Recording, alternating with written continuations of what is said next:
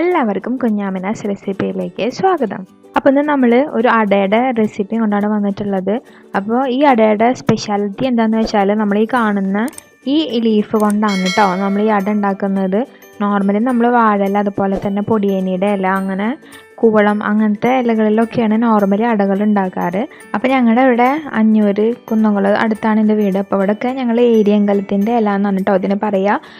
ഇതിൻ്റെ ആ ഒരു ടേസ്റ്റ് എന്ന് പറയുന്നത് വളരെ പറയാൻ കഴിയില്ല. അതുപോലെ തന്നെ ഇതിൻ്റെ സ്മെല്ല് തീരെ സഹിക്കാൻ കഴിയില്ല. ആ സ്മെല്ല് കാരണം നമ്മൾ എന്തോരം അട കഴിക്കുമെന്ന് നമുക്ക് പ്രെഡിക്റ്റ് ചെയ്യാൻ തന്നെ കഴിയില്ല. അപ്പോൾ ഇതുവരെ ചാനൽ സബ്സ്ക്രൈബ് ചെയ്യാത്തവർക്ക് ചാനലൊന്ന് സബ്സ്ക്രൈബ് ചെയ്ത് കൊടുക്കുക. പിന്നെ മുമ്പത്തെ വീഡിയോസൊക്കെ ഒന്ന് കണ്ടു നോക്കുക. പിന്നെ നമ്മളുടെ കറുവപ്പട്ടയുടെ ഇലയാണ് ഇത്, പക്ഷേ കുറച്ച് വലുപ്പത്തിലാണ് വരുന്നത്. ഞാൻ പല സ്ഥലത്തും ചെറിയ സൈസിലാണ് കേട്ടോ ഇല കണ്ടിട്ടുള്ളത്. അപ്പോൾ ഞങ്ങളുടെ ഇവിടെയൊക്കെ ഇത് വലിയ സൈസിലാണ് കിട്ടുന്നത്.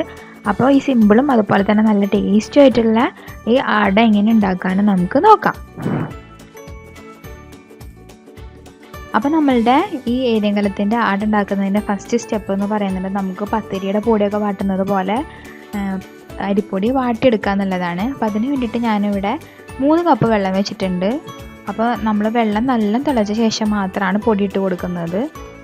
അപ്പോൾ ആദ്യം ഇതിലേക്ക് നമ്മൾ കുറച്ച് ഉപ്പിട്ട് കൊടുക്കണം. അപ്പോൾ നമ്മളുടെ വെള്ളം നല്ലോണം തിളച്ച് വന്നിട്ടുണ്ട് കേട്ടോ. അപ്പോൾ ഞാൻ കുറച്ച് വെള്ളത്തിൽ നിന്ന് മാറ്റി വെക്കുന്നുണ്ട്. ദെൻ നമ്മൾ പൊടി ഇട്ടതിന് ശേഷം ആവശ്യത്തിന് മാത്രമാണ് ഒഴിച്ച് കൊടുക്കുന്നത്. അപ്പോൾ അങ്ങനെ ചെയ്യുന്നത് കൊണ്ട് എന്താ ഗുണം എന്ന് വെച്ചാൽ നമ്മളുടെ പൊടി കുറയില്ല, അതുപോലെ തന്നെ വെള്ളം കൂടില്ല. അപ്പോൾ നോക്കിയിട്ട് നമുക്ക് ആഡ് ചെയ്ത് കൊടുക്കാം. അപ്പോൾ നമ്മൾ കുറച്ച് വെള്ളത്തിൽ നിന്ന് മാറ്റി വെക്കുന്നുണ്ട്. നമുക്കിതിലേക്ക് 1.5 കപ്പ് പൊടി ഇട്ട് കൊടുക്കാം. അപ്പോൾ ഞാൻ അരിപ്പൊടിയാണ് എടുത്തിട്ടുള്ളത്. അപ്പോൾ നമ്മൾ പൊടി ചേർത്ത് കൊടുക്കുമ്പോൾ തീ ഒന്ന് കുറച്ച് വെക്കണം കേട്ടോ, അല്ലെങ്കിൽ പെട്ടെന്ന് തന്നെ അത് കട്ട പിടിക്കാനുള്ള ചാൻസ് ഉണ്ട്. അപ്പോൾ നമ്മൾ പൊടി ആഡ് ചെയ്ത് കൊടുത്തതിന് ശേഷം നല്ല ഒന്ന് ഇളക്കിയിട്ട് ആ വെള്ളം ആ പൊടിയും തമ്മിൽ ഒന്ന് കമ്പൈൻ ചെയ്ത് കൊടുക്കണം. ഇതെന്ന് പറയുമ്പോൾ നമ്മളുടെ പത്തിരി ഉണ്ടാക്കുന്ന സെയിം സ്റ്റെപ്പാണ്. നമ്മൾ പത്തിരിക്ക് പൊടി വാറ്റുന്ന അതേപോലെ തന്നെയാണ് നമ്മൾ അടക്കം ചെയ്തെടുക്കുന്നത്. അപ്പോൾ അത് നമ്മൾ അടുപ്പിൽ നിന്ന് മാറ്റി വെച്ചിട്ട് ഒന്ന് ചൂടാറാനായിട്ട് വെയിറ്റ് ചെയ്തിട്ടുണ്ടായിരുന്നു. അപ്പോൾ അതൊന്ന് ചൂടാറിയാലാണ് നമുക്ക് കൈ കൊണ്ട് അതൊന്ന് കുഴച്ചെടുക്കാൻ കഴിയുള്ളൂ കേട്ടോ. കാരണം നല്ല ചൂടിൽ നമ്മളെ കൈ പൊള്ളി പോവുള്ളൂ. അപ്പോൾ നമ്മൾ ഇതിനി കൈ കൊണ്ട് കുഴച്ചിട്ട് ഒരു മാവ് പരുവത്തിൽ ആക്കിയെടുക്കണം. അപ്പോൾ നിങ്ങൾക്ക് പെട്ടെന്ന് തന്നെ മാവ് പരുവത്തിൽ ആക്കിയെടുക്കുന്നതിന് വേണ്ടിയിട്ട് കുറച്ച് ഓയിലോ വെളിച്ചെണ്ണ ഏറ്റവും കയ്യിലാക്കിയിട്ട് ഇതുപോലെ ഇങ്ങനെ കുഴച്ചെടുത്തിട്ടുണ്ടെങ്കിൽ പെട്ടെന്ന് തന്നെ മാവ് പരുവത്തിലായി കിട്ടും. അപ്പോൾ നമ്മളുടെ പത്തിരി മാവിനെടുക്കുന്ന ആ ഒരു കുഴമ്പ് പരുവത്തിലായി കിട്ടുന്നില്ല. ജസ്റ്റ് ഇതൊന്ന് മാവ് ഒന്ന് കുഴച്ചിട്ട് ഒരു മാവിൻ്റെ പരുവത്തിലാക്കി എടുത്താൽ മതിയാവും. അങ്ങനെ നമ്മളുടെ മാവ് ഇവിടെ തയ്യാറായിട്ടുണ്ട് കേട്ടോ. അടുത്തതായിട്ട് നമുക്ക് ഈ അട ഉണ്ടാക്കുന്നതിന് വേണ്ടിയിട്ട് കുറച്ച് തേങ്ങ ചിരവിയത് വേണം. അപ്പോൾ ഞാനിവിടെ ഏകദേശം 2 കപ്പോളം തേങ്ങ ചിരവിയതെടുത്തിട്ടുണ്ട്. നെക്സ്റ്റ് നമ്മൾ ഇതിലേക്ക് പാകത്തിന് മധുരം ചേർത്ത് കൊടുക്കണം. അപ്പോൾ ഇവിടെ പഞ്ചസാരയാണ് ഞാൻ ചേർത്ത് കൊടുത്തിട്ടുള്ളത്. അപ്പോൾ പഞ്ചസാര പറ്റാത്ത ആൾക്കാർക്ക് വേണമെങ്കിൽ ശർക്കര ചേർത്ത് കൊടുക്കാം കേട്ടോ. ശർക്കര ഗ്രേറ്റ് ചെയ്തിട്ട് ചേർത്ത് കൊടുക്കുക, അല്ലെങ്കിൽ ശർക്കര നമ്മൾ ഒന്ന് മെൽട്ടാക്കിയിട്ട് ചേർത്ത് കൊടുക്കുക. ദെൻ ഇതൊന്ന് നമുക്ക് മിക്സ് ചെയ്തെടുക്കണം. ഇതിൻ്റെ ഓരോ ഇൻഗ്രീഡിയൻസിൻ്റെയും ക്വാണ്ടിറ്റി ഞാൻ ഡിസ്ക്രിപ്ഷനിൽ കൊടുക്കുന്നുണ്ട് കേട്ടോ. അതുപോലെ തന്നെ വേറെ കുറേ ടൈപ്പ് അടകൾ ഞാൻ മുമ്പ് ട്രൈ ചെയ്ത് നോക്കിയിട്ടുണ്ട്.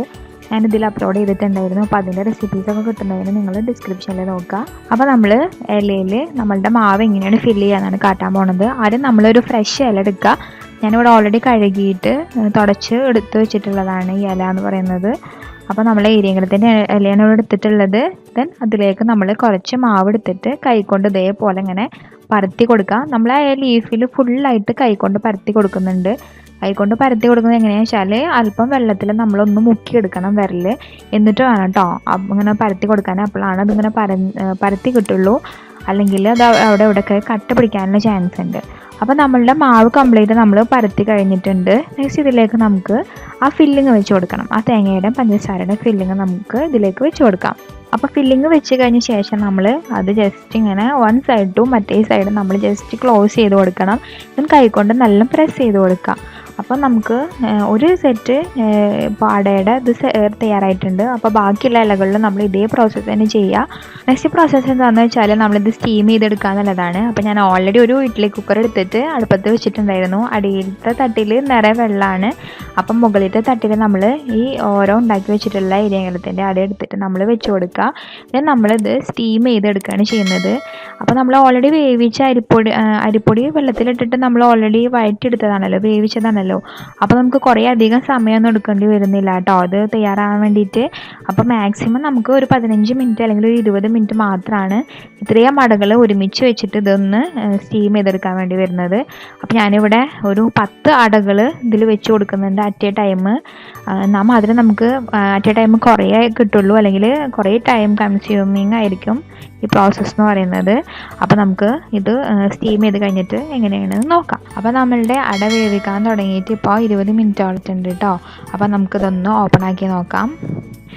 ഇപ്പോൾ ഓപ്പൺ ആക്കി നോക്കുമ്പോൾ കണ്ടില്ലേ, നമ്മളുടെ ഗ്രീൻ ലീവ്സ് ആയിരുന്നു നമ്മൾ അട വെച്ച് കൊടുക്കുമ്പോൾ ഉണ്ടായിരുന്നത്. അപ്പോൾ അതൊക്കെ കളർ മാറിയിട്ട് കുറച്ച് ഡാർക്ക് കളേഴ്സായിട്ട് മാറിയിട്ടുണ്ട്. അപ്പോൾ നമ്മളുടെ അട വെന്തോന്ന് അറിയണമെങ്കിൽ ഈ ഒരു കളർ ചേഞ്ച് നോക്കിയാൽ മനസ്സിലാവും.